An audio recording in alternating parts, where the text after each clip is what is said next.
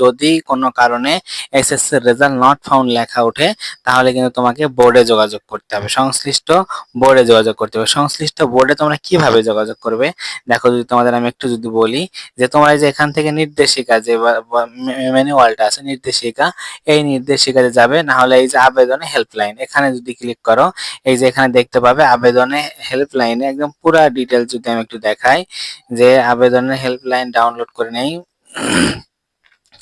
Download করলে পুরা details তোমাদের এখানে আসবে। দেখো এখানে ডাউনলোড করা হয়ে গেছে, এখন পুরা ডিটেলস এই যে এখানে আসবে। একটু যদি বড় করে নেই, হ্যাঁ এখন দেখো তোমরা আসলে হেল্পলাইন কিভাবে নিবে, যে তোমরা বোর্ডে কিভাবে যোগাযোগ করবে। দেখো এখানে বলছে অনলাইন আবেদন পোর্টাল হচ্ছে এইটা।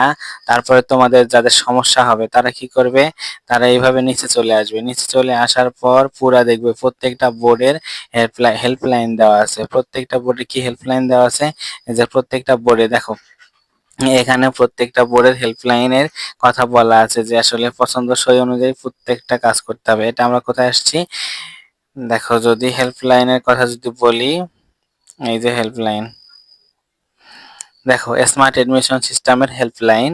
এই হেল্পলাইনে তোমরা হচ্ছে সকাল 9টা থেকে 1টা পর্যন্ত এই যে এই সবগুলা নাম্বারে তোমরা যোগাযোগ করতে পারবে। হ্যাঁ, তোমাদের সবগুলা নাম্বারে তোমরা হচ্ছে কথা বলে তারপর তোমাদের আসলে কি কি সমস্যা, যেমন রেজিস্ট্রেশন নাম্বার, দেখো দেখো যদি শিক্ষার্থীর হয়ে থাকেন তারা উল্লেখিত হয় যে তোমার রেজিস্ট্রেশন নাম্বার, তারপর এসএসসি রোল, তারপরে বোর্ড, এসএসসি ইয়ার, এইগুলা কিন্তু তোমাকে বলতে হবে। বলে তারপর আসলে তোমার কি কি সমস্যা, সেই সমস্যা কিন্তু এই যে এখান থেকে তোমাকে জানতে হবে যে আমি এই বোর্ডের আন্ডারে, হ্যাঁ এই বোর্ডের আন্ডারে আমার সমস্যা হচ্ছে এই।